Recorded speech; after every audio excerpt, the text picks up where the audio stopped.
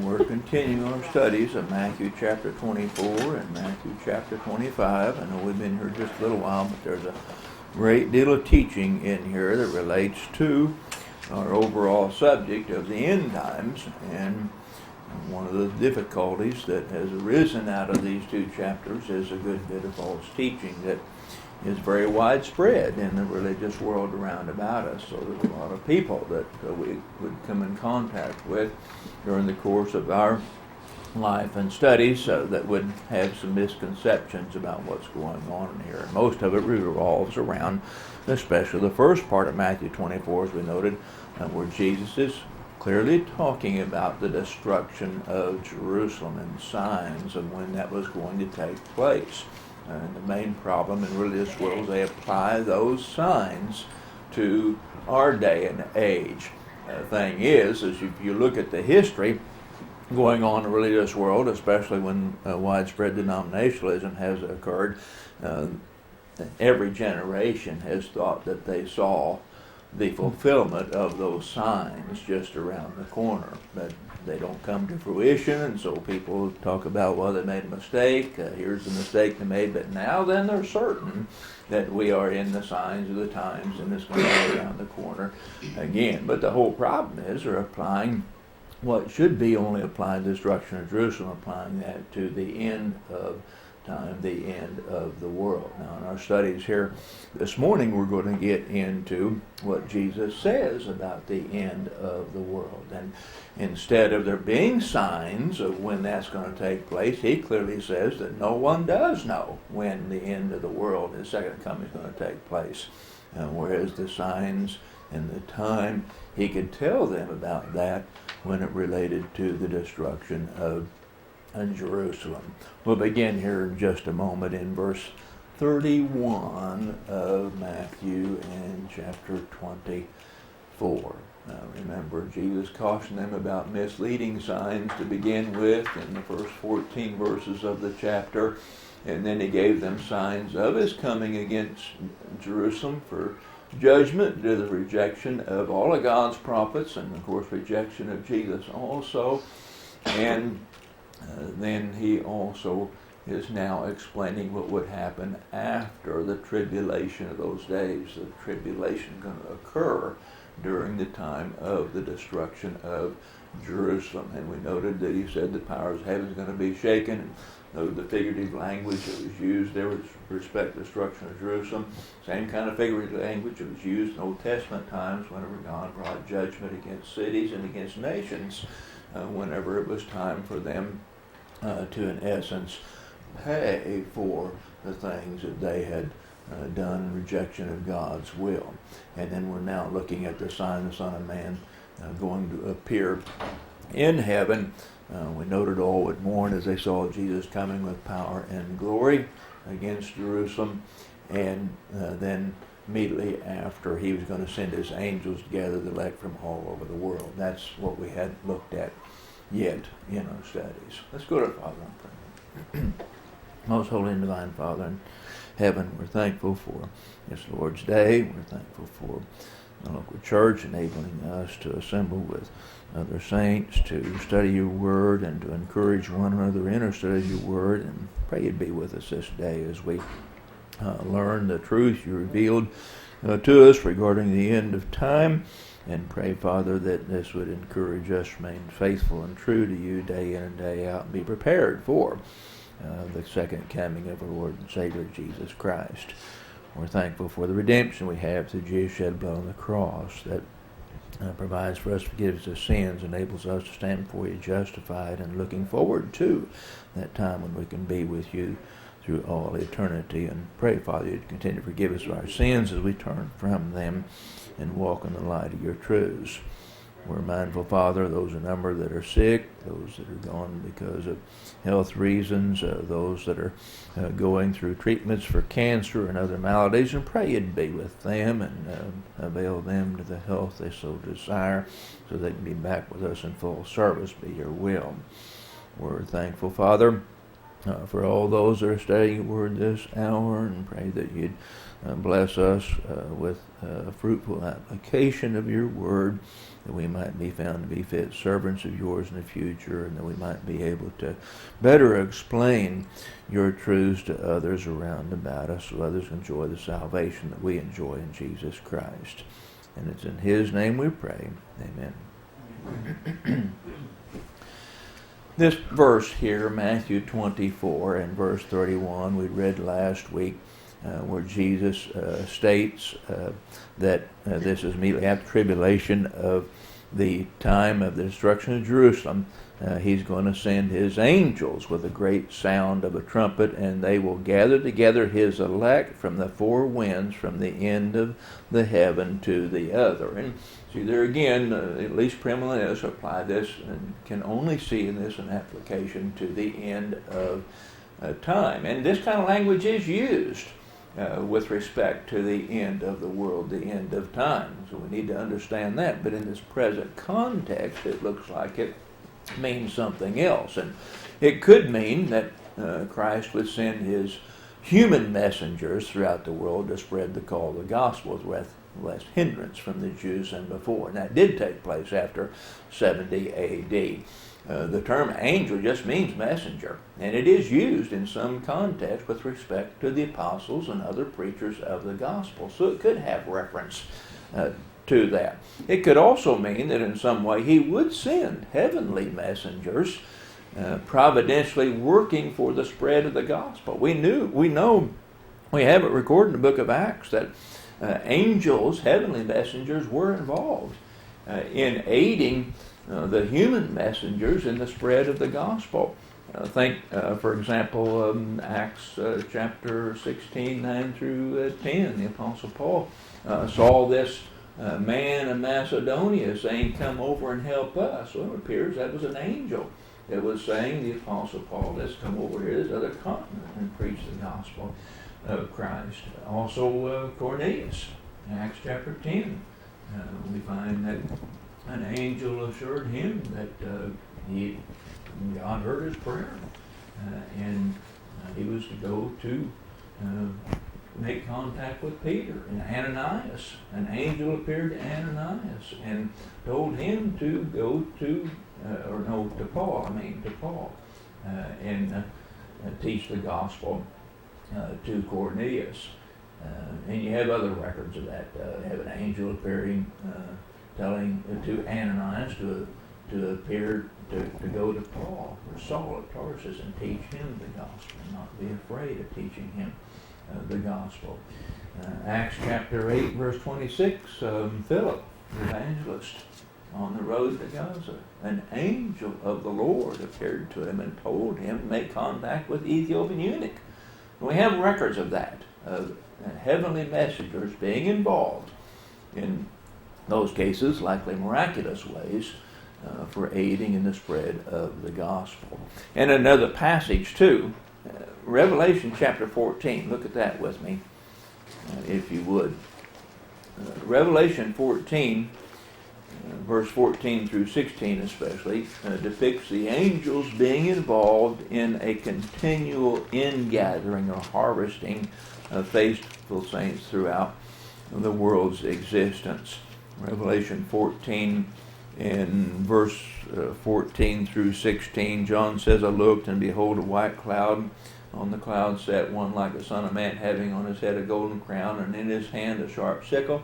Another angel came out of the temple, crying with a loud voice to him who sat on the cloud, Thrust in your sickle and reap, for the time has come for you to reap, for the harvest of the earth is ripe."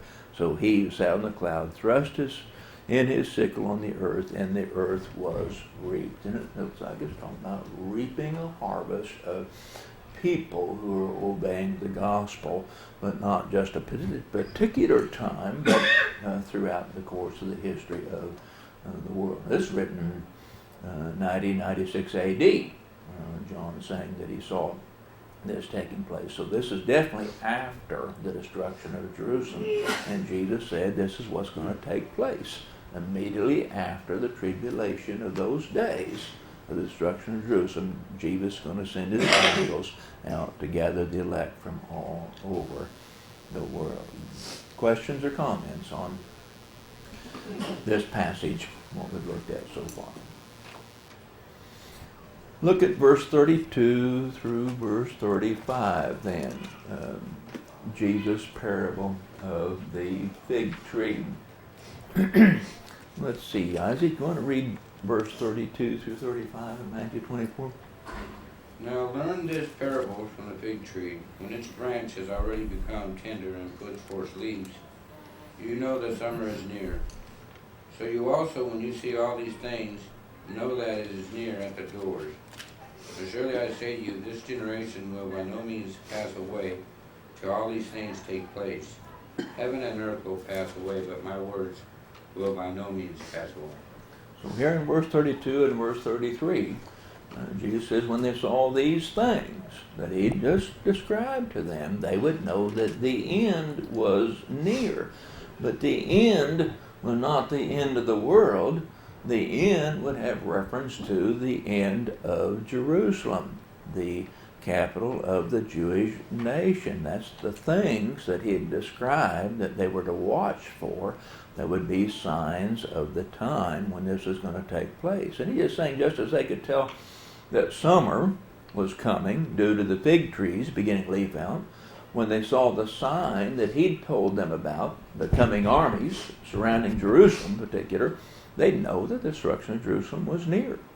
And he also gave them an initial clue in verse 34 and verse 35. These things would be fulfilled during their generation. And whenever you're talking with those that ascribe the premillennial doctrine, they'll try to convince you that generation here does not refer to the group of people living at the time Jesus spoke these words. They'll try to contend that it's a generation when you see the beginning of these signs, and therefore if we see the beginning of these signs, rumors of wars or something like that, or earthquakes happening, why then in that generation you see those type of things, then that's when it's going to take place. But it's not referring to the generation of people in Jesus' day. And another argument made by premillennialists is that they contend the word generation here means race of people, and that Jesus was referring to the Jewish race alone. But the word generation in the Bible does not mean nation or race of people. Can't find any place where the word is used in that way. It always means a contemporary group of people living at the same time. In this particular case, living at the time that Jesus spoke these words. The word generation is used 10 other times in Matthew. So if you have someone who's contending no, generation doesn't mean the generation of which Jesus spoke, then 10 of the times it's used in the Gospel of Matthew, and you can show them the way it's used every other time in the Gospel of Matthew, and it clearly refers to a contemporary group of people living at that time. Just look at a couple, three of these so you can get the idea of what we're talking about. Go back to Matthew 1 and verse 17. Matthew chapter 1 and verse 17. All the generations from Abraham to David are 14 generations, from David until the captivity of Babylon, 14 generations, from the captivity of Babylon until the Christ are 14 generations. See how generation used there clearly referred to the group of people of their particular time. Now, generation back then, because people living longer, might have been 100 years. Whenever the lifespan of mankind, 70, 80 years, generations are typically about 40 years. That's whenever you have a new generation coming in to play. And Jesus spoke these words in about 33 A.D. Destruction of Jerusalem took place in 70 A.D. within the time frame of 40 years of him speaking these words. Look also at Matthew 11 and verse 16, just another instance of Jesus, or the book of Matthew, using this word generation. Matthew 11, verse 16, Jesus himself, to what shall I liken this generation? It is like children sitting in the marketplace and calling their companions. So he's talking about this generation of people in the setting of his day and time. And also keep in mind, early on that same day, Jesus had said that destruction would come upon the ones to whom he was speaking. Remember what set up all that Jesus was teaching in Matthew 24. You have to go back to Matthew 23, and there in verse 34 and 35, indeed I send you prophets, wise men, scribes. Some of them will kill and crucify. Some of them you will scourge in your synagogue and persecute from city to city. So he's talking to some specific people in his day that were going to be persecuting people that God would send out. And he says that send these out, verse 35, that on you may come all the righteous blood shed on the earth, from the blood of righteous Abel, the blood of Zacharias, son of Berechiah, whom you murdered between the temple and the altar. Surely I say to you, all these things will come upon this generation. The consequences of your rejection of God and his will, specifically Jesus Christ, this generation is going to suffer the consequences of the rejection of God. And then he goes into Matthew 24 and explains the consequences, the destruction of Jerusalem, the capital of the Jewish nation, and in essence that would lend to the destruction of Judaism as it was in Old Testament times. Well, here in Matthew 24 and verse 34, he states, surely I say to you, this generation will by no means pass away till all these things take place. So there was a sign and actually not a sign, but a time frame given. They want to know the sign of what was going to take place, destruction of Jerusalem they were asking about, and they want to know the time. They gave them certain signs, main one, surrounded by the army, Jerusalem surrounded by the army, and then the time frame is going to happen within this generation. Questions or comments on what Jesus says here is going to happen after tribulation of those days and when this is going to take place? Yes. Gene.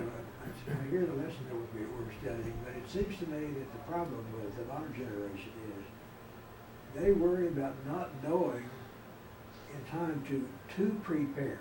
Yeah. When the lessons of the scriptures are, be prepared. Be prepared all the time. That's so right. It's a wasted effort trying to figure out when it's going to happen, because the point is you have to be ready. That's right. Be ready in time. And that's what Jesus is going to say whenever he does talk about the end of time. We'll see that in our studies. He begins that very principle in Matthew chapter 24 at the end of the chapter, and that's what Matthew 25 is all about. That's what the parable of the virgins, 10 virgins is all about. 5 of them were prepared. 5 of them were foolish and not prepared. That's what the parable of the talents is all about. There's the 5-talent man, the 2-talent man lived their life as servants of God, and they were prepared for the day of judgment. Also the sheep and the goats.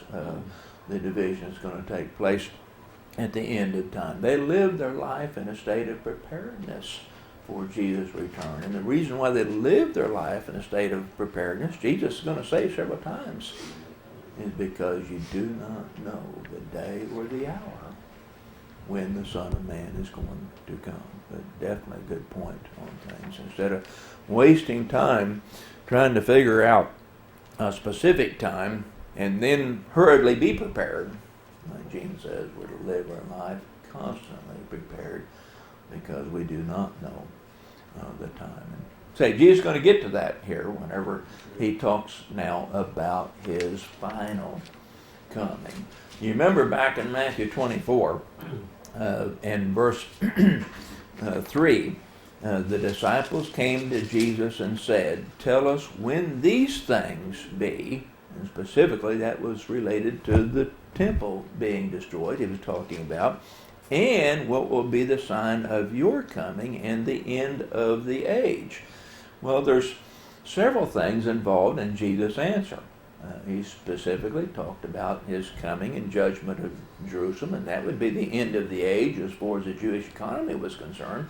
But he's also going to answer, in essence, the questions that would they be more concerned about, the sign and the time of the end, whenever the end of the world would take place. And we're going to see that Jesus, in his response, gives a response quite different from what he had been giving up to this particular point. And the main difference he's going to make mention is no one knows except the Father when that day is going to occur. Many of you want to read Matthew 24, verse 35 and 36. Back up to verse 35, verse 36. Heaven and earth will pass away, but my words will never pass away. But about that day or hour no one knows, not even the angels in heaven nor the Son, but only the Father. Important for us to notice here that with verse 35 and 36, Jesus turns from the destruction of Jerusalem that he had been talking about and begins now discussing his final coming, including the final judgment and the end of the world. And if you look at it, having past verse 34, we'd naturally expect that the subject may change, because we're no longer in the section which concludes with this generation will by no means pass away until these things are fulfilled. You notice before verse 34 also, Jesus uses the plural days to speak of the destruction of Jerusalem. Back in verse 19, verse 22, and verse 29. He uses the plural days to speak of the destruction of Jerusalem. After verse 34, he uses the singular day. Such a change in terminology suggests a change in theme. See, verse 35, heaven and earth have passed away.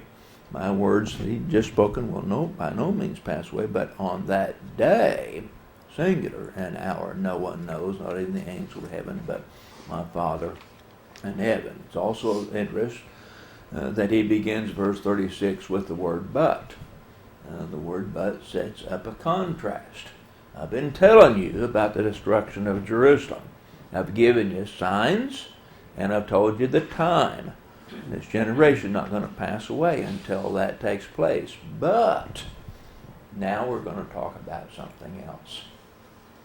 And what we're going to talk about now, of that day and hour, no one knows, not even the angels of heaven, but my Father only. The expression that day and hour in verse 36 connects with the pronouncement in verse 35, heaven and earth will pass away. That day and hour being when heaven and earth pass away. And it's related to the final coming of the Son of Man. We read it before. You can remember 2 Peter 3 and verse 10, where the Apostle Peter talks about the day of the Lord is going to come.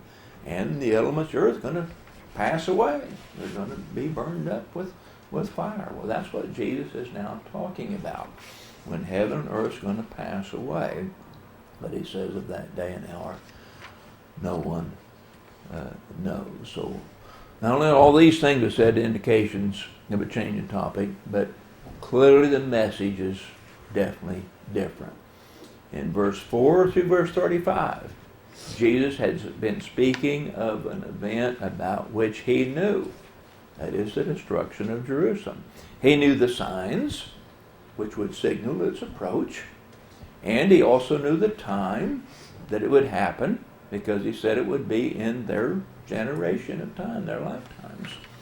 Of the event that he introduces now in verse 35 and 36, heaven and earth passing away, Jesus says he had no knowledge regarding the time or specific signs preceding the end of the world. The fall of Jerusalem would be preceded by terrible times and by the coming of an army to encircle the city. He told them that. But before the final coming of Christ and heaven and earth passing away, He's going to show life just go on in a normal fashion. People not being aware when this time was going to take place. So, although Jesus gave signs of the destruction of Jerusalem, He gives no such signs for the end of the world. No man knows when the second coming of Christ will occur. And just quickly preview here, a preview of what we're going to be seeing here. Jesus, rather than saying that there's some signs of the times, He says that His second coming, the end of the world, is going to come without warning. Just as the destruction of the flood came without warning, is the first thing He's going to say in verse 37 through 40. And He says a great separation of men and women is going to occur when His second coming happens. He's going to get to that in verse 41 through 44. And this separation is further described by several parables depicting the second coming of Christ, the faithful and unfaithful servants. And He finishes that by saying, be faithful, be prepared all through life, because you do not know when Jesus is going to come the second time. And then He also talks about in chapter 25 the 10 virgins, the 5 wise and the 5 foolish. And He also underscores there the reason why you need to be like the 5 wise, being prepared all the time, because you do not know when Jesus is going to come the second time. Same thing, the parable of the talents, Matthew 25, 14 through 30.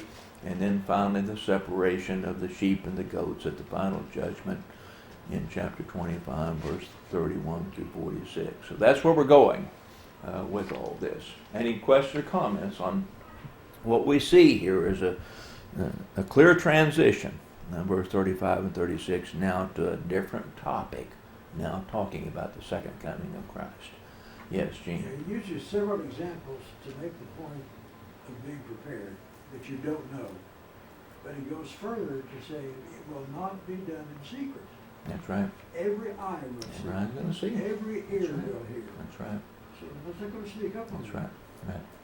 And that's certainly contrary to like the 70 AD doctrine we talked about. They said He appeared second time, final coming in 70 AD, but not Nobody everybody appeared. noticed? Not nobody noticed. Same thing Jehovah's Witnesses say the same thing. He appeared in 1941, but most Surely people didn't see it. Surely Josephus would have written some about it if it would have Yeah, happened. that's right. That's right. Yeah, that's what I think.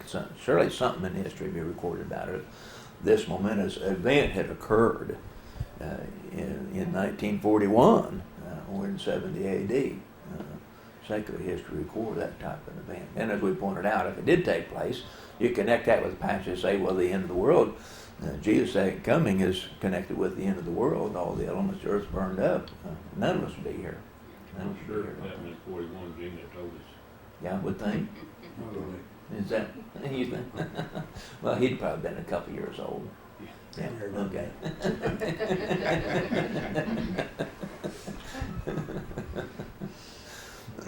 Any questions or comments on what we looked at so far? Let's notice what Jesus says here about His final coming. He says that it's going to be like what happened in the days of Noah. Dare you want to read verse 37 to 41 of Matthew 24? For the coming of the Son of Man will be just like the days of Noah. For as in those days before the flood they were eating and drinking, marrying and giving in marriage, until the day that Noah entered the ark. And they did not understand until the flood came and took them all away. So will the coming of the Son of Man be. Then there will be 2 men in a field, one will be taken and one will be left. 2 women will be grinding at the mill, one will be taken and one will be left. Therefore be on the alert, for you do not know which day the Lord is coming. So, Jesus says, with respect to His second coming, nobody's going to know when it's going to take place. It's just going to be like the days of Noah. People lived normal lives back then. They didn't know when the flood was going to come. They were marrying, giving in marriage, eating and drinking. They were happy and going on life without being prepared for the flood to come, and we know the only ones that were prepared for the flood to come are Noah and his sons and their spouses, the only ones that were actually prepared for it, because they had clear revelation from God to be prepared by the building of the ark. Well, Jesus says his second coming, just like that, is going to be without warning, just like it was during the time of the destruction of the flood. Now in verse 40 and 41, he says, then 2 men will be in the field, one will be taken, the other left, 2 women will be grinding at the mill, one will be taken, and the other left. What he's describing here is there's going to be a great separation of the people that's going to occur when Jesus' second coming happens. And I believe that this separation is further described by the parables that now follow, depicting the second coming of Christ. He's going to say in verse 45 through 41 that he's going to have a contrast between the faithful and unfaithful servants. Well, the faithful servants would be prepared, they'd be taken to safety during the time of Jesus' second coming. The unfaithful is going to be left for destruction. And same thing with the 5 wise virgins in Matthew 25. They'll be taken to safety because they lived a life of preparedness. The 5 foolish virgins are going to be left for destruction, left for judgment on that day that Jesus is going to come finally. The 2 and 5 talent men, they were taken to safety because they lived lives prepared for Jesus' final coming. The 1 talent man, he left for destruction. In fact, very clearly says that he's going to be sentenced to eternal punishment. So he was left for destruction, for judgment on the final day of Jesus' coming. The sheep and the goats, ending what Jesus talked about, Matthew 25, 31 through 46. The sheep clearly taken to safety. Enter into the heavenly home. Jesus says to the sheep, come, you bless my Father, verse 34, inherit the kingdom prepared for you from the foundation of the world. On contrast, though, the goats were left for destruction. Verse 41, I'll say to you, those on the left hand, the goats, depart from me, you cursed, into the everlasting fire prepared for the devil and his angels. Verse 46, these will go away into everlasting punishment. So I'm contending that we're going to see what Jesus means in these parables by saying 2 men, one be taken, one left, 2 women, one be taken, and the other left. Yes, Cal. Well, Revelation talks about the reapings. That's right. He lowers the sickle, fields are ready, so he reaps the righteous. That's right. And there will come another reaping of those that were unrighteous. Yeah. So, That's right. And the reaping of the righteous, taken to safety. Is I the think figure that you- everybody's going to know what's happening. Yeah. Right. And those that were not living righteous lives, and those that were maybe That's right. making fool of those that were of their thing, are going to see the righteous Right. being taken up. That's right. Okay.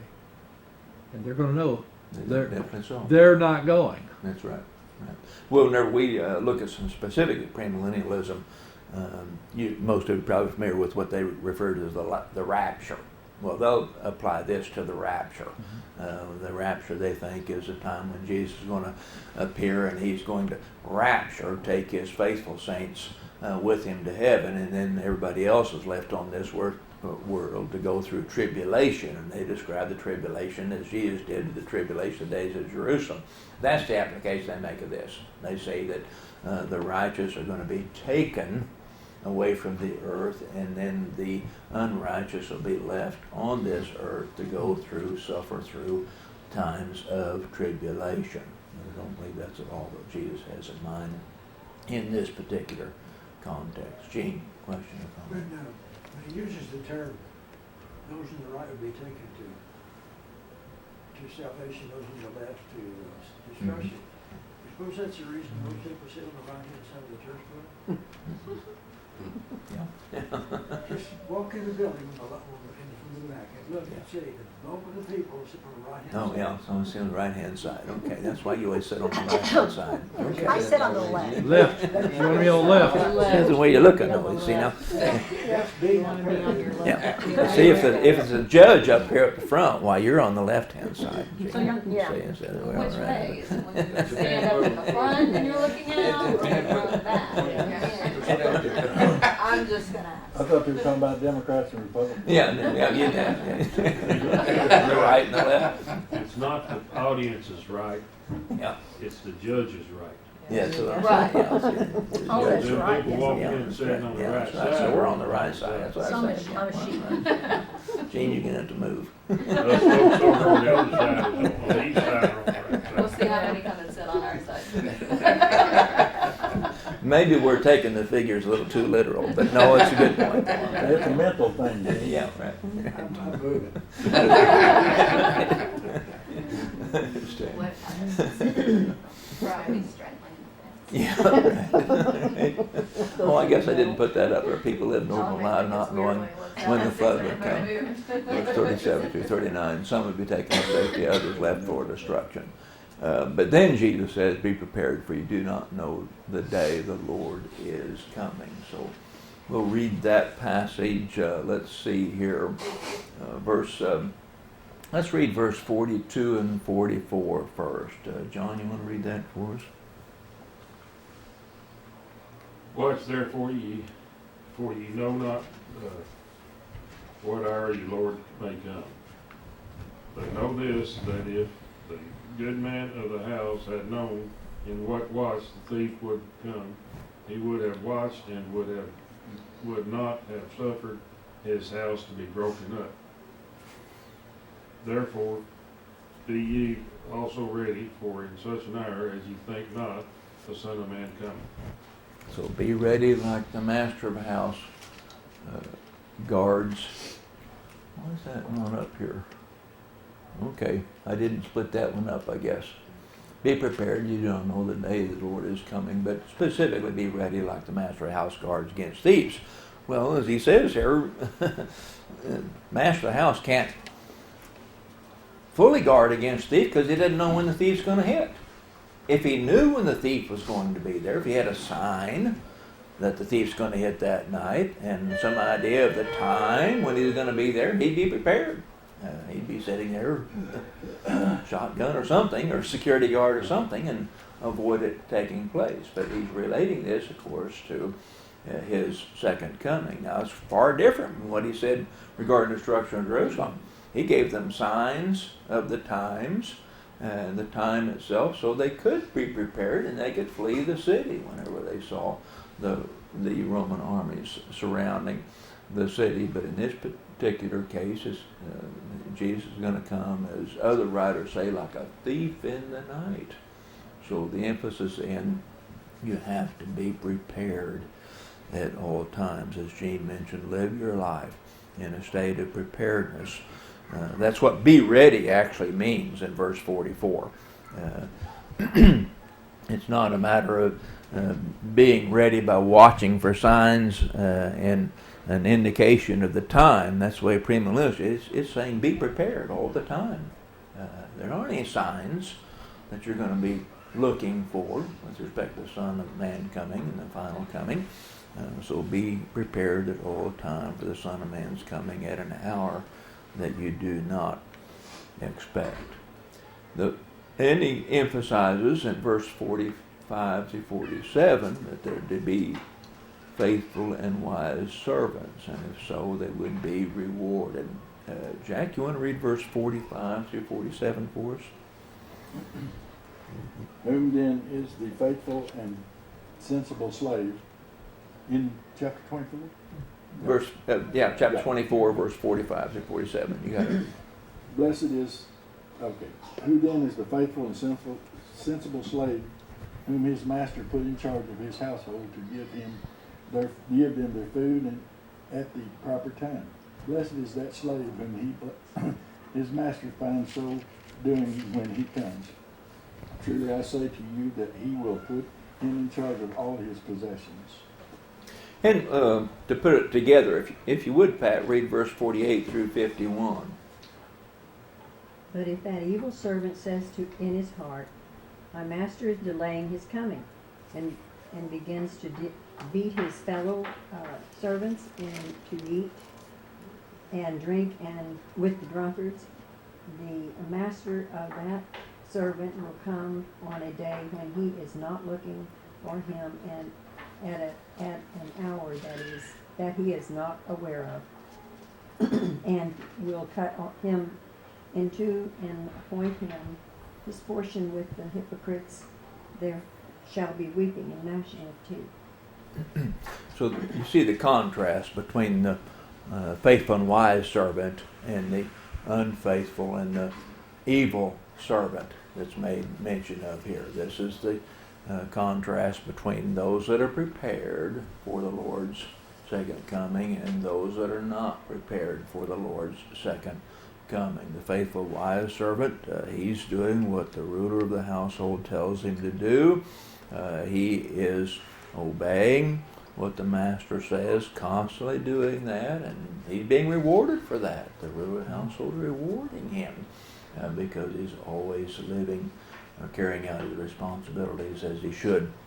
And that's the way we ought to be prepared for the time when the Lord comes. Contrast the evil servant, he says in the heart, master delaying his coming. I've made mention before, and I believe that this one, the passage gives evidence that there would be a delay in Jesus' coming. A lot of people, Peter talks about 2 Peter, people, where's the promise of the coming? All things continue as it were from the beginning. Well, now we're a little over 2,000 years since the promise of Jesus coming. And people, okay, Jesus delaying coming, so maybe it's not going to take place, so I'll be like this evil servant, and I'll mistreat my fellow servants. And lo and behold, then the master comes and judged because they haven't been living the life prepared. Going to be cut in two and appointed a portion with the hypocrites. There'll be weeping and gnashing of teeth. Evil servant, mistreating others, going to be punished when the Lord does come the second time. Questions or comments on the studies here this morning? This all goes then into Matthew 25 that we'll be looking at in our studies next Lord's Day morning, of more parables that Jesus gives of the need to be prepared. A side point here, I've always thought it interesting here, the terminology Jesus uses here with this evil servant. Verse 51, day of judgment, going to cut him in two and appoint him his portion with the hypocrites. How many of you heard sometimes somebody, especially who becomes unfaithful, say, well, the church is full of hypocrites, and I just can't stand to be with those hypocrites, so I'm not going to come anymore. Well, where are they going to end up? With the hypocrites. With the hypocrites eternally. Eternally. On the left. Yeah, right. That's right. So always, when I've heard that, and I have heard it even from brethren, I say, well, let's look at this passage. You can't stand the hypocrites. I can't either, but I'll put up with them for a little bit in this life to avoid them eternally. Thank you for your attention. Yeah, that's right. Thank you for your attention this morning. Matthew 25, we'll begin our studies next Lord.